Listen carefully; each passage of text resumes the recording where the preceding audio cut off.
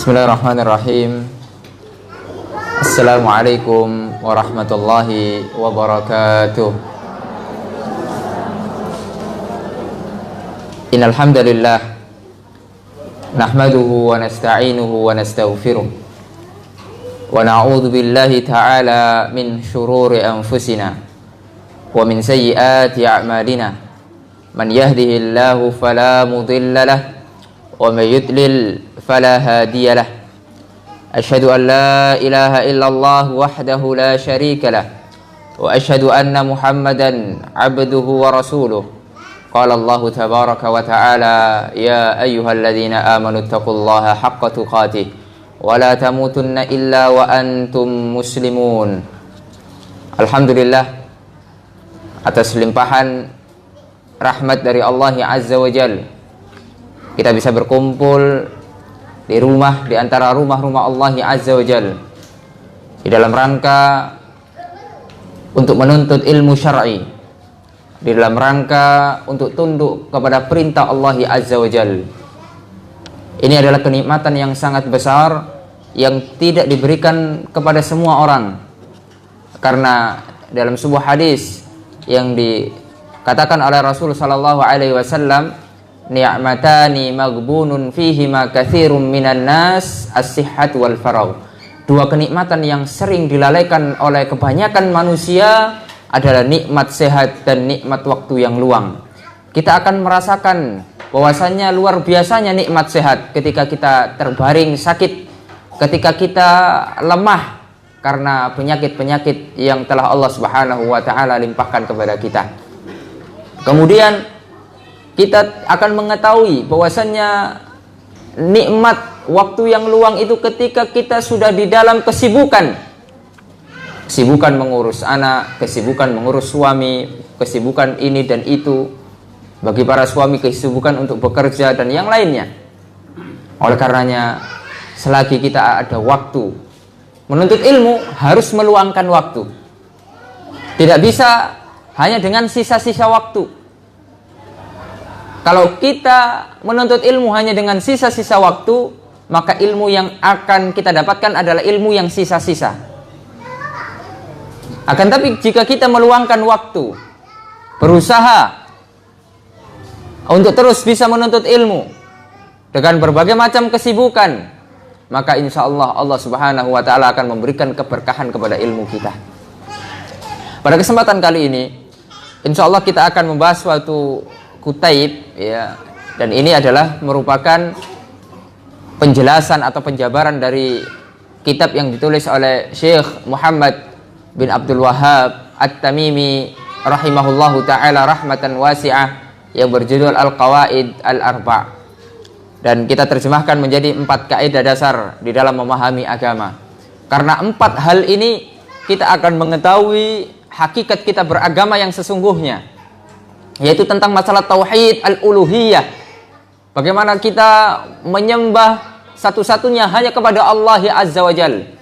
Dan ini meruntuhkan berbagai macam dalih-dalih orang-orang yang berbuat kesyirikan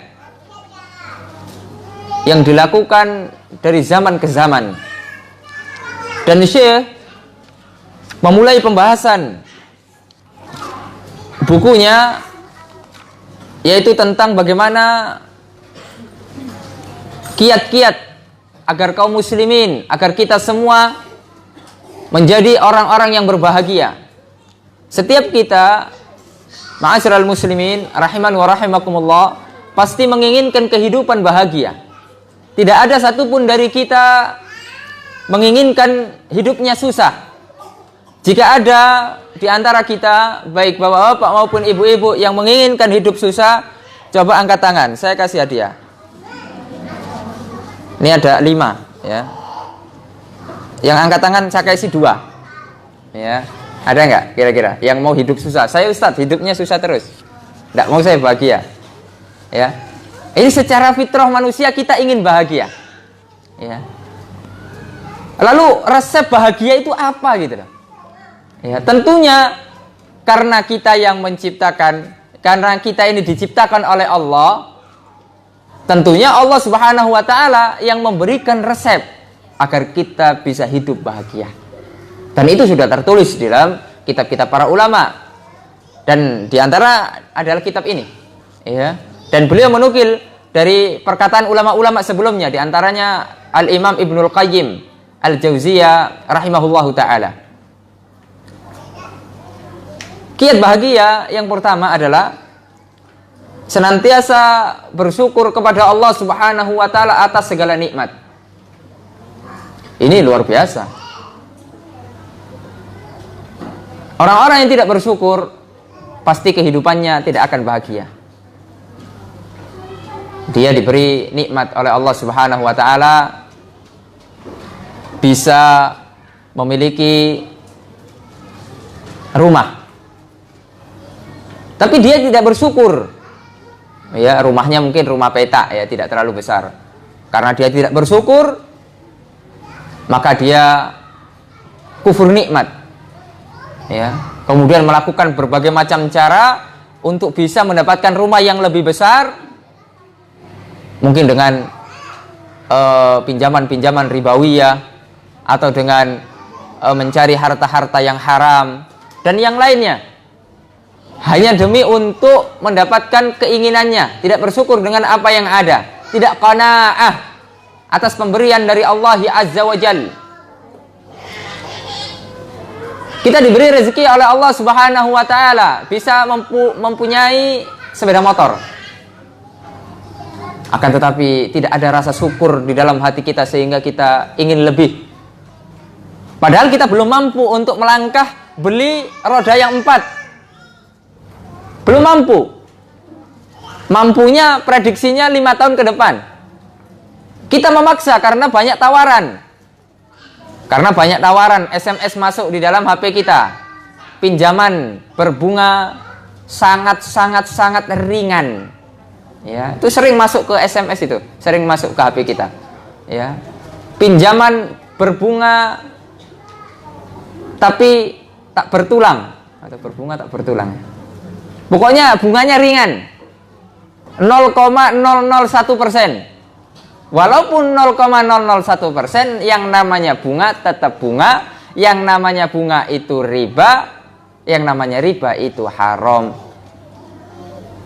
Karena kita tidak bersyukur, kemudian kita mengambil itu, ya, sehingga kehidupan kita tidak dipenuhi dengan kebahagiaan. Sesungguhnya kebahagiaan itu adalah letaknya di hati. Percuma rumah kita besar, mobil kita banyak, tapi itu semuanya ngutang. Kira-kira itu bahagia atau sengsara? Sengsara, ya. Kelihatan dari luar, orang mengatakan, Masya Allah, rumahnya bagus, besar, ya, mobilnya banyak, tapi ngutang semuanya, ya. Itu pasti malam-malamnya tidak bisa tidur. Berbeda dengan orang yang bersyukur, rumahnya kecil seadanya, kendaraannya ya apa adanya, Masya Allah, tidurnya itu sampai kadang kebablas juga, ya, saking nikmatnya gitu. Jadi kenikmatan itu di dalam hati, kebahagiaan itu di dalam hati, ya. Jadi kiat bahagia yang pertama adalah bersyukur. Oleh karena kalau dalam urusan dunia, resep dari Rasul Shallallahu Alaihi Wasallam adalah melihat yang ada di bawah kita, ya. Wala tanduru ila man huwa fauqakum. Jangan kalian melihat orang yang ada di atas kita, ya, tapi melihat orang-orang yang ada di bawah kita. Unduru ila man huwa asfala minkum. Maka lihatlah orang-orang yang berada di bawah kita. Kita punya sepeda motor, jangan lihat orang yang punya mobil, jangan lihat orang yang punya helikopter, jangan lihat orang yang punya bus, jangan. Tapi lihat orang yang tidak punya apa-apa, masih punya sepeda ontel, masih punya orang nggak punya apa-apa, jalan kaki kemana-mana. Kita lihat itu. Kita di rumah masih punya beras 1 kilo, kita lihat orang yang di bawah kita masih banyak yang belum punya beras. Masih banyak orang-orang yang makan aja hanya harus mungut-mungut sampah dahulu. Subhanallah. Lihat bagaimana resep Rasul Shallallahu Alaihi Wasallam agar hati kita menjadi hati yang qanaah, bersyukur atas pemberian Allah Azza wa Jalla. Melihat yang di bawah kita. Oleh karenanya jangan selalu ya mengeluh-elukan orang-orang yang ada di atas kita di dalam sisi harta. Naam, kalau hartanya digunakan untuk infak fi sabilillah, lalu kita iri, dalam artian ghibthah ya, bukan iri kenikmatannya agar hilang daripada orang tersebut, tapi ghibthah, ingin seperti dia, maka ini dibolehkan di dalam syariat. Ya, ada dua iri yang dibolehkan. Yang pertama, ada orang yang diberikan ilmu, lalu orang tersebut menyampaikan ilmu, mengamalkan ilmunya, kemudian kita iri, ya Allah saya pengen seperti itu. Ya, itu dalam syariat bahasanya ghibthah.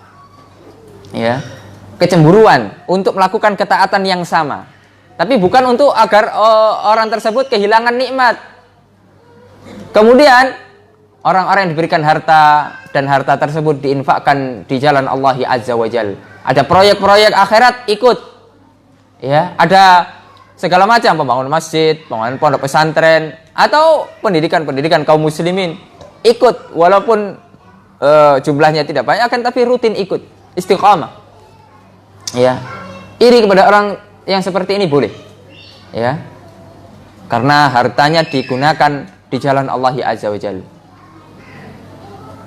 Itu kiat bahagia yang pertama.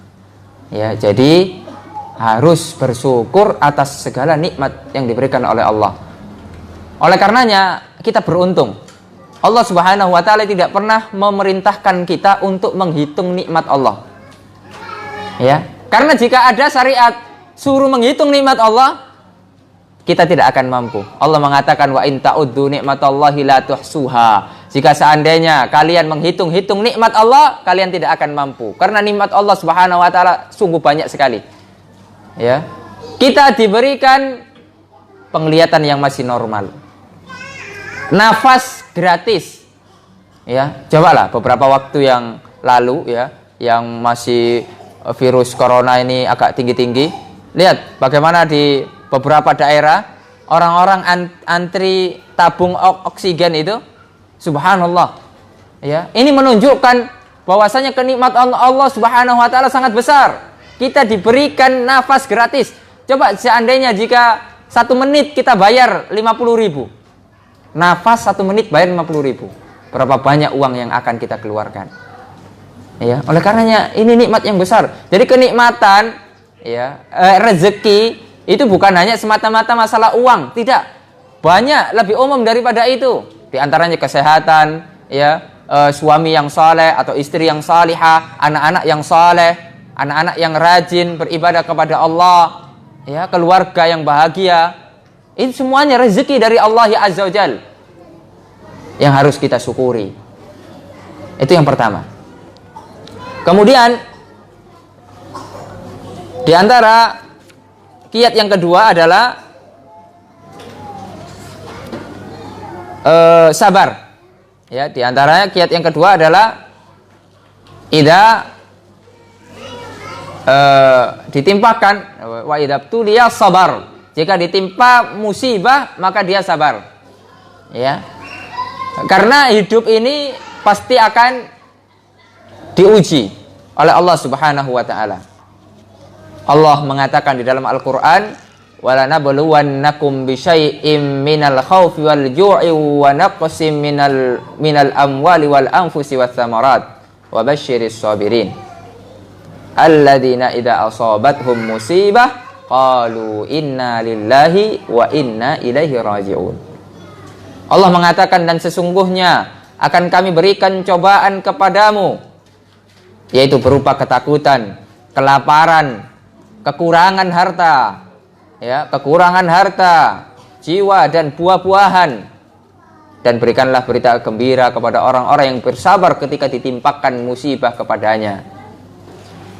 Hakikatnya setiap musibah yang kita alami itu adalah bentuk pengurangan dosa jika kita sabar. Oleh karenanya setiap kejadian yang menimpa orang-orang yang beriman itu semuanya baik. Kalau dia diberi nikmat syukur, kalau dia diuji sabar, semuanya baik. Dalam sebuah hadis Rasul sallallahu alaihi wasallam mengatakan, ajaban li amril mu'min Inna amrahu kullahu khairun. Sesungguhnya mengagumkan semua perkara yang dialami orang-orang yang beriman, karena semua perkaranya adalah kebaikan. Laisa dzalika li ahadin illa lil mu'min. Tidak akan dirasakan ini kecuali hanya orang-orang yang beriman. In asabathu sarra'u syakara. Jika diberikan kebahagiaan, maka mereka orang-orang yang beriman adalah bersyukur kepada Allah. Kemudian wa in asabathu dharra'u sabara. Jika ditimpa musibah, maka orang-orang yang beriman akan bersabar atas musibah yang mereka alami. Setiap kita pasti mengalami musibah. Kita pernah ditinggal orang-orang yang kita cintai, orang tua, atau bahkan suami, atau bahkan mungkin anak, atau saudara-saudara kita, paman-paman kita, nenek-nenek kita. Sabar. Kita mesti harus mengingat bahwasanya mereka semua atau kita semua ini adalah milik Allah Azza wa Jalla. Kemudian kita akan juga kembali nanti kepada Allah Azza wa Jalla. Oleh karenanya ketika ada orang yang wafat atau orang yang kena musibah, kita dianjurkan untuk mengucapkan inna lillahi wa inna ilaihi raji'un. Sesungguhnya kami milik Allah Azza wa Jalla dan kami akan dikembalikan kepada Allah Azza wa Jalla. Oleh karena apa yang sekarang kita miliki itu hakikatnya bukan milik kita, akan tapi itu milik Allah Azza wa Jalla. Itu semua hanya titipan. Ketika titipan itu diambil oleh Allah, maka yang harus kita lakukan adalah bersabar atas semua yang menimpa kita tersebut. Ma'asyiral muslimin rahimani wa rahimakumullah. Dan sabar kata para ulama dibagi menjadi 3, yaitu yang pertama sabar di atas ketaatan. Sabar di atas ketaatan. Kita taat itu butuh sabar. Ya. Ibu-ibu ya harus berhijab. Harus sabar. Ya. Kan banyak ujiannya, panas, ya, banyaklah ujiannya orang-orang berhijab. Apalagi yang sudah memakai niqab misalnya, ya, pasti akan mungkin diolok-olok, ya, dibilang seperti ini, seperti itu, ya. Harus sabar, ya. Datang pengajian harus sabar, ya, harus sabar. Ini berada di atas ketaatan kepada Allah. Menuntut ilmu butuh sabar, ya. Kemudian berbakti kepada suami butuh sabar. Ibu-ibu melahirkan butuh sabar. Itu ketaatan kepada Allah. Ya. Mengurus suami, mengurus anak, mendidik anak, subhanallah, butuh sabar semuanya. Ya. Oleh karena ketaatan butuh dengan kesabaran. Ya. Oleh karenanya Allah mengatakan di dalam Al-Qur'an wasta'inu bis-sabri was-shalah. Kenapa sabar didahulukan daripada sholat? Karena orang yang tidak sabar tidak akan mungkin sholat. Sholat itu butuh sabar. Ya, subhanallah. Ya, ini pernah ditanyakan kepada Fadilatul Syekh Al-Allama Syekh Shalih Al-Fauzan hafizahullah taala. Kenapa sabar didahulukan? Karena orang-orang yang tidak sabar mereka tidak akan sholat. Ya, ini artinya apa? Orang-orang yang tidak akan sabar, mereka tidak akan melakukan ketaatan-ketaatan yang lain. Kalau sholat saja berani meninggalkan, apalagi amalan-amalan yang lain. Ya. Taat butuh sabar. Kemudian yang kedua adalah sabar untuk meninggalkan maksiat. Subhanallah, zaman sekarang ini banyak, ya, kemaksiatan-kemaksiatan. Di rumah kita ada maksiat, kita keluar rumah ada maksiat, ya, di mana-mana ada maksiat. Kita ke pasar banyak maksiat. Kita ke ini, kita ke sana banyak maksiat. Kita harus sabar untuk menahan diri untuk tidak bermaksiat kepada Allah. Ya. Ibu-ibu kemaksiatannya biasanya adalah menggibah. Ya, antara sesama ibu-ibu. Hatta di pengajian itu ngomongin orang, hati-hati. Ya, hati-hati. Ini banyak terjadi. Oleh karenanya kita harus introspeksi diri. Ya, kemudian di antara dosa yang banyak dilakukan oleh wanita adalah kurang bersyukur atas pemberian suami. Tidak bersyukur kepada Allah. Oleh karenanya Nabi Muhammad SAW ketika melakukan perjalanan Isra Mi'raj, kemudian Nabi Muhammad SAW diperlihatkan neraka. Kata Nabi Muhammad SAW, ya, aktsaru ahlihinna an-nisa, banyak penduduk neraka adalah dari kalangan wanita. Waliyadzubillah. Ya, di antara penyebabnya adalah kurang bersyukur atas pemberian suami. Kurang bersyukur atas kebaikan suami. Rumah tangga sudah 20 tahun, 30 tahun. Sedikit saja suami melakukan kesalahan, semua dipandang salah dari awal sampai akhir, dari A sampai Z. Tidak ada kebaikan sama sekali. Itu adalah kekurangan wanita. Ya, maka itu harus diperbaiki. Ya, harus diperbaiki dengan ilmu, dengan hadir di majelis ilmu untuk memperbaiki diri. Ya, memperbaiki diri akan menjadi wanita yang salihah. Kemudian yang ketiga adalah sabar ketika menerima takdir yang tidak kita sukai, ya, takdir yang buruk, ya, menurut kita. Padahal menurut Allah Subhanahu Wa Taala itu sangat baik sekali. Ya, misalnya kita ditakdirkan mendapatkan istri yang kurang cantik misalnya, yang laki-laki. Begitu juga dengan wanita, ditakdirkan oleh Allah mendapatkan suami yang ganteng tapi kurang. Ya, ganteng tapi kurang. Harus bersabar. Ya, harus bersabar. Dapat jodoh misalnya kurang kaya. Ya, pas-pasan. Ya. Atau pekerjaannya tidak tetap. Itu kadang ada yang rasa-rasa yang tidak suka, menyesal biasanya. Oh, kok kenapa ya? Itu pas saya susah kayak gini ya. Harus menerima. Mungkin kita ada mengalami suatu musibah, maka kita bersabar. Ya, kita bersabar. Kita diuji oleh Allah Subhanahu Wa Taala dengan sakit misalnya, dengan sakit yang memang itu parah. Ya, itu adalah bagian dari takdir Allah Azza wa Jalla. Maka kita harus bersabar. Semua itu butuh sabar. Ya, semua itu butuh sabar. Ma'asyiral muslimin rahimani wa rahimakumullah. Kemudian yang terakhir di antara kiat kebahagiaan adalah ketika kita terjatuh ke dalam dosa, maka kita segera bertobat kepada Allah. Siapa di antara kita yang maksum, yang terjaga dari dosa? Tidak ada. Baik laki-laki maupun perempuan, kita pasti pernah terjatuh ke dalam dosa. Kita pasti pernah terjatuh ke dalam maksiat kepada Allah. Maka orang-orang yang ingin bahagia, ketika mereka terjatuh ke dalam kemaksiatan, mereka segera bertaubat kepada Allah. Wa idza fa'alu fahishatan aw zalamu anfusahum zakarullah fastaghfiru lidzunubihim wa may yaghfiru dzunuba illallah. Orang-orang, ya, walladzina idza fa'alu, orang-orang yang jika mengerjakan sesuatu yang dosa, ya, bahkan dosa besar, audzalamu anfusahum, menzalimi diri-diri mereka dengan kemaksiatan, zakarullah, maka mereka mengingat Allah, fastaghfaru lidzunubihim, kemudian mereka memohon ampun kepada Allah, wa may yaghfirud dzunuba illallah, tidak ada yang maha pengampun kecuali hanya Allah yang azza wajalla. Walam yusirru ala ma fa'alu wa hum ya'lamun, dan mereka tidak meneruskan perbuatan dosa itu dan mereka mengetahui bahwasanya itu adalah dosa. Ma'asyiral muslimin rahimani wa rahimakumullah, Allah Subhanahu wa taala mengatakan di dalam sebuah hadis qudsi, hadis yang sangat agung. Allah mengatakan, ya ibadi, lihat, ya, kita adalah hamba-hamba pendosa, akan tapi Allah Subhanahu wa taala masih memanggil kita dengan panggilan wahai hamba-hambaku. Subhanallah, kita masih dianggap hamba Allah dengan berbagai macam kemaksiatan yang pernah kita lakukan, kedurhakaan kita kepada Allah.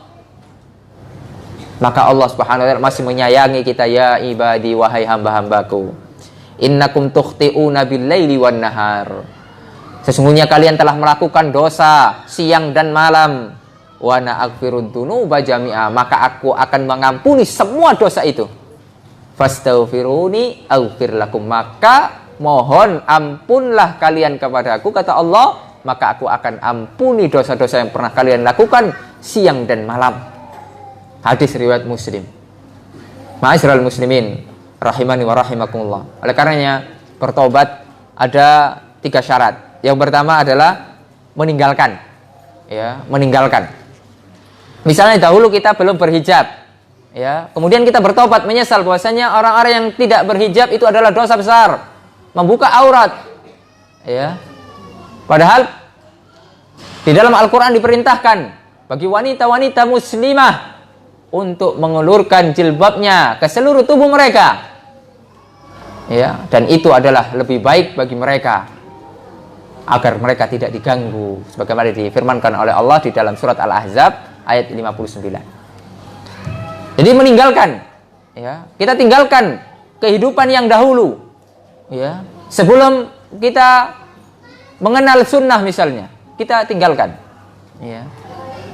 Kemudian menyesal, itu yang kedua. Kita menyesal dulu pernah tidak berhijab, ya, kita bertobat kepada Allah Azza wa Jalla.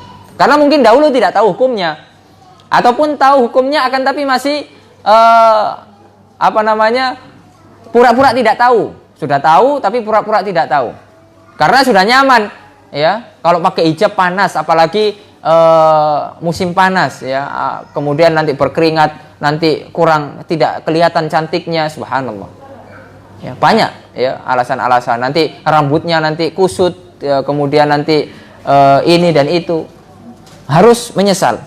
Kemudian bertekad, ya, untuk senantiasa meninggalkan, ya, bertekad kuat agar tidak melakukan perbuatan itu lagi, ya, bertekad kuat. Nah, itu diantara syarat-syarat bertobat. Jika kita urusan dengan manusia, itu jika urusan dengan Allah ada 3. Jika urusan dengan manusia, dosa dengan manusia, pernah kita menzalimi manusia, kita mencela, kita mencemooh, kita bahkan mencuri harta manusia, maka ada syarat yang keempat adalah minta maaf atau mengembalikan hak manusia itu, ya. Nah, itu yang harus kita perhatikan. Dan 3 inilah yang akan menjadikan kita hidup di dunia ini bahagia.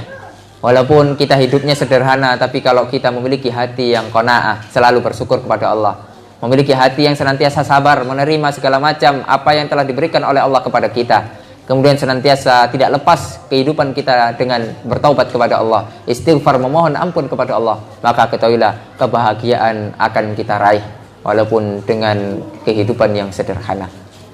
Ma'asyiral muslimin rahimani wa rahimakumullah. Kemudian di antara pokok, ya, di antara 4 kaidah kita di dalam memahami agama, ya, kita langsung saja masuk kepada pembahasan. Kalau tadi itu hanya muqaddimah, ya, tadi itu hanya muqaddimah. Yang pertama adalah, ya, bahwasannya perlu kita ketahui bahwasannya tauhid itu dibagi menjadi 3, ya. Oleh para ulama, tauhid dibagi menjadi 3, dan ini menurut penelitian, ya, dan di dalam surat Al-Fatihah itu semuanya mengandung tauhid, ya. Baik tauhid yang pertama adalah tauhid rububiyah. Tauhid rububiyah adalah apa? Meyakini bahwasanya Allah Subhanahu wa taala, ya, yang menciptakan kita, yang memberi rezeki kepada kita, yang mematikan kita, yang menghidupkan kita. Itu tauhid rububiyah.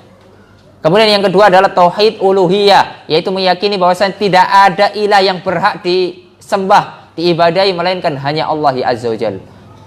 Nabi, malaikat, orang-orang soleh tidak ada hak sama sekali untuk disembah. Hanya Allah Subhanahu wa taala yang berhak disembah. Kemudian yang ketiga adalah tauhid asma wa sifat, meyakini bahwasanya Allah memiliki asmaul husna, nama dan sifat-sifat terbaik. Dan nama dan sifat Allah Azza wa Jalla tidak sebatas 99, akan tapi banyak sekali. 99 bukan batasan, akan tapi itu yang disabdakan oleh Rasul SAW. Kata para ulama itu bukan batasan. Yang mengetahui batasan nama dan sifat Allah hanya Allah Subhanahu wa ta'ala. Tidak boleh kita mentakwil nama dan sifat Allah Azza wa Jalla sebagaimana orang-orang Mu'tazilah, orang-orang Jahmiyah, Asy'ariyah, Maturidiyah dan yang lainnya. Tidak boleh, ya, mentakwil misalnya Allah Subhanahu wa taala, keyakinan Ahlus Sunnah wal Jamaah, Allah Subhanahu wa taala tinggi di atas arsy. Ar-Rahmanu 'alal arsy istawa. Istawa, ya, artinya adalah ala wartafa'a. Di dalam bahasa Arab, ya, istawa itu artinya ala wartafa'a, tinggi, ya, Allah Subhanahu wa taala tinggi di atas. Adapun kemudian ditakwil, oh, kalau Allah Subhanahu wa taala tinggi di atas berarti Allah membutuhkan arsy. Ya, kemudian banyak orang-orang firqah sesat ini mentakwil, ya. Kemudian istawa ditakwil dengan istaula, dan ini adalah kesesatan. Istaula artinya menguasai, dan ini tidak pernah dikenal di generasi-generasi terbaik umat Islam, yaitu Al-Qurun Al-Mufaddalah, 3 generasi terbaik, yaitu zaman sahabat, tabi'in, dan tabi'ut tabi'in. Ma'asyiral muslimin rahimani wa rahimakumullah, itu yang harus kita ketahui, ya. Tauhid ada 3, dan ini adalah penelitian dari dalil-dalil dalam Al-Quran. Al-Fatihah itu semua isinya tauhid yang 3 ini, ya. Coba kita sebutkan: Bismillahirrahmanirrahim, Ar-Rahman Ar-Rahim, ya, itu adalah tauhid asma wa sifat, ya. Kemudian alhamdulillahi rabbil alamin, rabbil alamin, ya, Rabb semesta alam yang menguasai, itu tauhid rububiyah. Ar-Rahmanir-Rahim, tauhid asma wa sifat. Maliki yaumiddin, ya, pemimpin hari pembalasan, rajanya hari pembalasan, ya, tauhid rububiyah, yang menguasai, yang memiliki, yang memimpin. Kemudian iyyaka na'budu wa iyyaka nasta'in, dan ini adalah tauhid uluhiyah. Hanya kepada Allah satu-satunya saya menyembah, hanya kepada Allah satu-satunya saya meminta pertolongan, ya. Kemudian yang lain, iyyaka na'budu wa iyyaka nasta'in, ihdinas siratal mustaqim, siratal ladzina an'amta 'alaihim ghairil maghdubi 'alaihim waladdallin. Jadi tauhid yang 3 ini sudah ada di dalam Al-Qur'an. Jadi bukan pembagian yang baru, ya. Sehingga jika ada syubhat, tauhid kok dibagi menjadi 3, ya. Nah, ini hanya untuk memudahkan, ya. Ini hanya untuk memudahkan. Kemudian kaidah atau hal, ya, 4 di antara 4 kaidah. Yang pertama adalah meyakini tauhid rububiyah saja itu tidak cukup untuk kita masuk Islam, ya. Tauhid ada 3, harus 3-tiganya kita yakini. Hanya meyakini tauhid rububiyah tidak cukup, karena orang-orang kafir Quraisy ketika itu meyakini tauhid rububiyah, akan tapi mereka tidak masuk Islam. Mereka diperangi oleh Rasul sallallahu alaihi wasallam. Orang-orang kafir itu ketika ditanya, "Qul may yarzuqukum minas sama'i wal ardi amman yamliku sam'a wal absara wa may yukhrijul hayya minal mayyit wa yukhrijul mayyita minal hayy wa may yudabbirul amra fasayaquluna Allah faqul afala tattaqun." Orang-orang kafir ketika ditanya siapa yang memberikan kamu rezeki, siapa yang menurunkan rezeki dari langit dan di bumi, siapa yang memberikan penglihatan, pendengaran, dan siapa yang menghidupkan, siapa yang mematikan, siapa yang menguasai segala macam urusan, maka orang-orang kafir Quraisy akan menjawab, orang-orang kafir menjawab, fasayaquluna Allah, yaitu Allah Subhanahu wa taala. Ini artinya bahwasanya orang-orang kafir terdahulu meyakini tauhid rububiyah, bahwasanya mereka meyakini Allah yang menciptakan mereka, Allah yang memberi rezeki mereka. Kenapa mereka kok tetap kafir? Karena mereka tidak menyembah Allah di dalam tauhid uluhiyah. Mereka menyekutukan Allah, mereka menjadikan perantara-perantara dengan alasan tawassul dengan berhala-berhala, dengan alasan kita ini pendosa, tidak layak kita langsung menyembah Allah Subhanahu wa taala, berdoa kepada Allah, pasti harus perantara dulu. Imam itu orang soleh yang sudah mati, kubur-kuburannya didatangi, dikeramatkan, atau dia buat patung-patung sendiri. Mereka inilah, orang-orang soleh inilah yang akan menyampaikan hajat saya kepada Allah. Dan ini yang diperangi oleh Rasul sallallahu alaihi wasallam. Dan ini adalah kesyirikan dan syirkul akbar, dan kesyirikan besar. Kita harus hati-hati. Ini masalah akidah. Tidak ada toleransi di dalam masalah akidah, ya. Betapa banyak kaum muslimin tidak mengetahui. Kita pernah masuk ke pedalaman, ya, orang-orang yang tidak beragama. Mereka menyembah dewa-dewa, ya, menyembah, ya, dewa-dewa, meyakini mereka animisme, ya. Subhanallah, kesyirikan, kekufuran. Bahkan ada sebagian yang sudah membaca syahadat mu'allaf, akan tapi masih, ya, tidak meninggalkan hal itu. Maka ketika itu tidak akan bermanfaat syahadatnya. Karena orang-orang yang berbuat syirik, menyekutukan Allah Subhanahu wa taala, dan ini adalah pembatal keislaman. Orang-orang yang melakukan kesyirikan, dan itu syirkul akbar, menyebabkan seseorang akan keluar dari agama Islam dan kekal selama-lamanya di dalam neraka. Innallaha la yaghfiru ayyushraka bihi wa yaghfiru ma duna dzalika liman yasha. Sesungguhnya Allah Subhanahu wa taala tidak akan mengampuni dosa orang-orang yang berbuat syirik, dan Allah akan mengampuni dosa-dosa selain syirik. Oleh karenanya, tugas yang pertama kali kita, ya, ketika kita mengenal dakwah sunnah, ya, mengenal manhajus salaf, yang pertama kali kita melihat keluarga kita, apakah masih ada kesyirikan di dalam keluarga kita. Karena kalau masih ada kesyirikan, itu tanggung jawab besar bagi kita. Kita harus memperingatkan keluarga kita dengan lemah lembut, dengan akhlak yang mulia. Kesyirikan banyak jenisnya, dan kebanyakan di rumah-rumah. Orang-orang tidak sadar ketika mereka melakukan kesyirikan. Mereka menggantungkan jimat-jimat di depan pintu, di dalam dompet, dan di lemari-lemari mereka, agar rumahnya aman, agar uangnya tidak dicuri orang, agar orang-orang ketika mencuri mereka tidak bisa membuka pintu lemari. Dikasih jimat. Jimatnya ditulis dengan tulisan Arab tapi tidak ada artinya. Ya. Jadi tulisannya tidak jelas, dan saya sering menemukan ini. Maka ketika itu ada di rumah bapak-bapak, ibu-ibu, segera diambil dan dibakar. Dengan mengucapkan ta'awudz kepada Allah Subhanahu wa taala, langsung dibakar, karena itu adalah salah satu bentuk kesyirikan. Di antara wasilah-wasilah menuju kesyirikan, ketika di rumah kita ada foto-foto orang soleh, Kiai Fulan, Kiai Alan, Tuan Guru Fulan, Tuan Guru Alan, ya. Bahkan mungkin foto Syekh, ya, yang diklaim bahwasanya itu ini Fulan dan lain sebagainya. Ya, maka ketika itu kita turunkan, tidak lagi kita yakini, ya, hal-hal tersebut. Ma'asyiral muslimin rahimani wa rahimakumullah. Ini masalah akidah, masalah surga dan neraka. Kalau urusan akidah ini kita harus serius, ya. Karena tidak main-main, ya. Ini urusannya ini surga neraka. Kalau kita mati membawa kesyirikan, ya, naudzubillah wal iyadu billah, kekal kita selama-lamanya di dalam neraka. Wal iyadu billah. Oleh karenanya tauhid, belajar tauhid itu sampai mati. Jangan pernah merasa diri kita aman, merasa diri kita sudah bertauhid, karena syaitan akan terus, ya, berusaha untuk menggelincirkan kita. Wal iyadu billah. Ma'asyiral muslimin rahimani wa rahimakumullah. Itulah kaidah yang pertama, bahwasanya tauhid meyakini hanya Allah yang menciptakan kita, Allah yang memberi rezeki, ya, Allah yang memberi rezeki kepada kita, itu tidak cukup.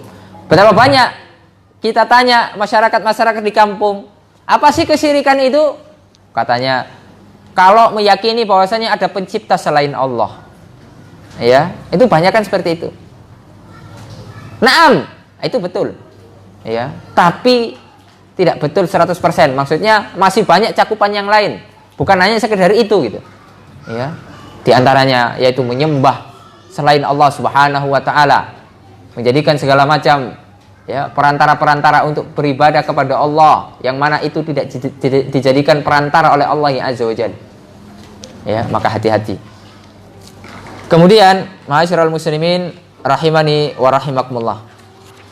Kemudian kaidah yang kedua. Orang-orang mengatakan bahwasannya ma da'awnahum wa tawajjahna ilaihim. Ya, kita tidak meminta kepada mereka, kita tidak mempersembahkan ibadah kepada mereka, hanya saja kita ingin syafaat dari mereka.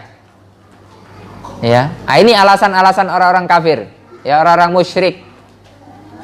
Ketika kita melarang tidak boleh, ya, bertawassul kepada orang-orang mati, tidak boleh mendatangi kuburan-kuburan keramat kemudian untuk berdoa, meminta kepadanya untuk menyampaikan kepada Allah, itu tidak boleh. Itu adalah kesyirikan, dan itu wasilah menuju syirkul akbar. Waliyadu billah. Betapa banyak kaum muslimin yang tidak tahu, sehingga mereka melakukan rihlah perjalanan, bahkan rela membayar dengan bayaran yang mahal hanya untuk bepergian ke kuburan-kuburan yang dikeramatkan. Ya, kalau di Jawa sana banyak. Ya, kalau di Jawa sana itu sampai banyak lah pokoknya. Ya, kalau dihitung mungkin tidak bisa dihitung, banyak sekali. Ya, mungkin di Lahat ini ada nggak kira-kira ya? Kira-kira ada? Yang kuburan dikeramatkan sering didatangi orang untuk minta-minta itu ada ya? Ada. Hati-hati. Ya, hati-hati. Ya, minimal ya kita juga nggak harus diumumkan di medsos langsung disebutkan kuburannya, nggak usah ya, mudorot. Tapi yang penting diri kita dan keluarga kita ya, maka itu kita lindungi, jangan sampai melakukan hal tersebut ya. Cukuplah kalau kita mau ziarah kubur disyariatkan. Kemudian jangan kemudian disalahpahami ustadz melarang ziarah kubur ya, tidak pernah sama sekali saya melarang ziarah kubur. Saya juga sering ziarah kubur. Ziarah kubur itu untuk mengingatkan akan kematian. Ya, ziarah kubur orang tua saya. Ya, itu agar kita ingat mati, agar kita ingat akhirat, bahwasanya hidup di dunia ini sebentar, agar kita tidak tertipu dengan kehidupan dunia. Kalau kita ziarah kubur untuk itu, bukan untuk minta kepada penghuni kubur. Justru penghuni kubur itu butuh doa orang yang masih hidup. Ya, buktinya apa? Mereka disolatkan jenazah ketika mati. Kemudian didoakan Allahumma gfir lahu kalau laki-laki, Allahumma gfir laha kalau perempuan. Mereka kita doakan. Itu artinya apa? Mereka butuh doa yang masih hidup. Bukan orang yang sudah mati butuh kepada kita, tidak. Naam.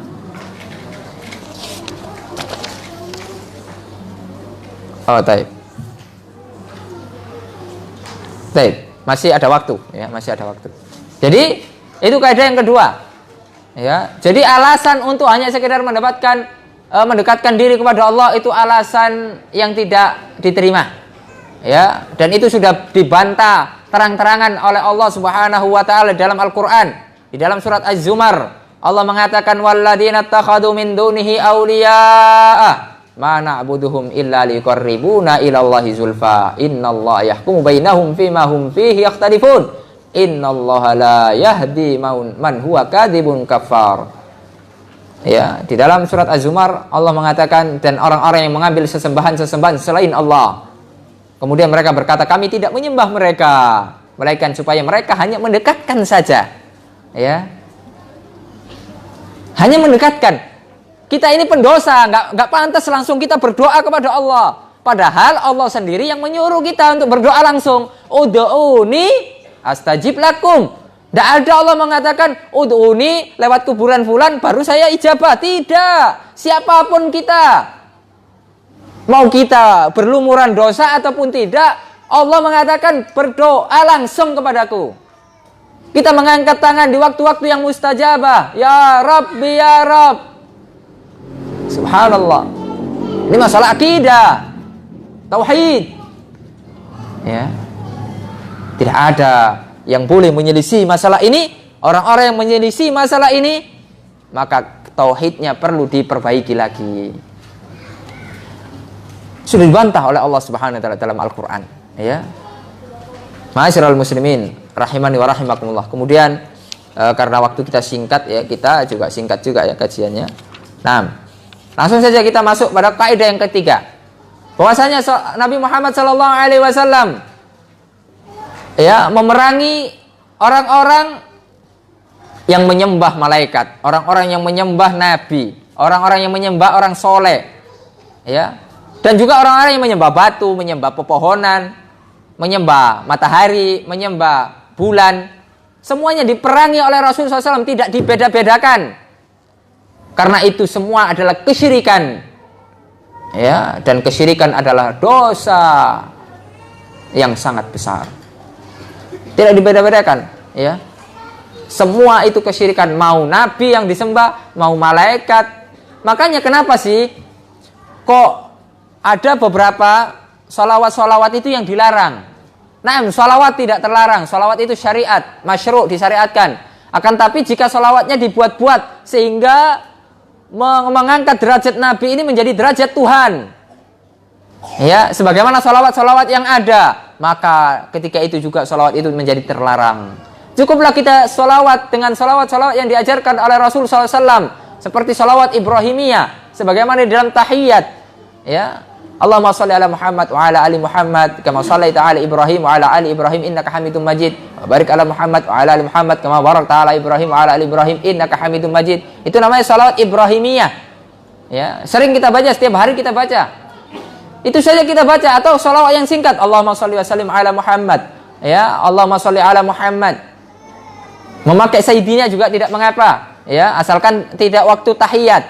Yang diperselisihkan adalah ketika di dalam tahiyat karena tidak ada nasnya. Adapun di luar tahiyat maka itu dibolehkan. Allahumma shalli ala sayyidina Muhammad, tidak mengapa. Ya.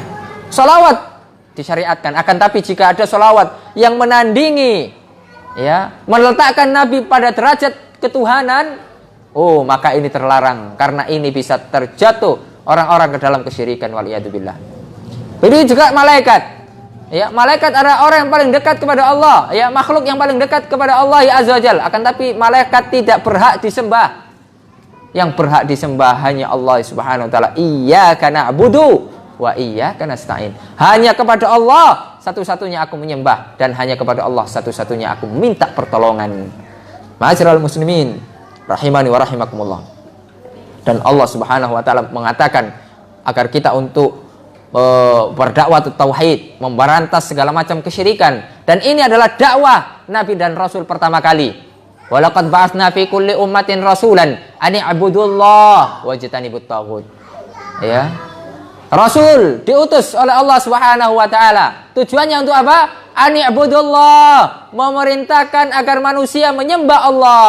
Wajtanibut taghut, dan menjauhi segala macam bentuk kesyirikan-kesyirikan. Menyembah kepada selain Allah Azza wa Jalla. Oleh karena kesyirikan adalah penyakit umat yang sangat berbahaya. Ketika di suatu tempat ada kesyirikan, maka Allah Subhanahu wa taala akan murka semurka-murkanya. Betapa banyak bencana yang terjadi di Indonesia ini. Sebabnya, coba kita cek tempat-tempat itu. Pasti tempat-tempat itu adalah markas-markasnya kesyirikan.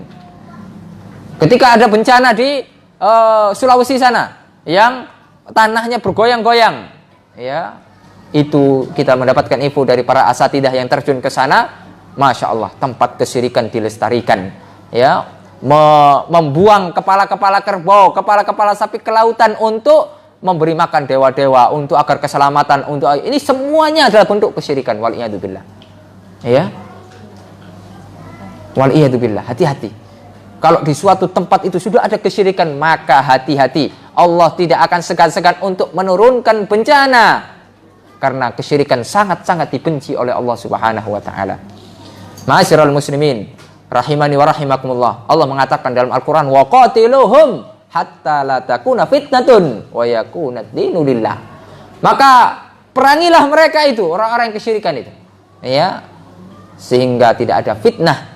Dan agama ini hanya murni untuk Allah Subhanahu wa taala, tidak untuk kesyirikan-kesyirikan itu. Itu yang ketiga.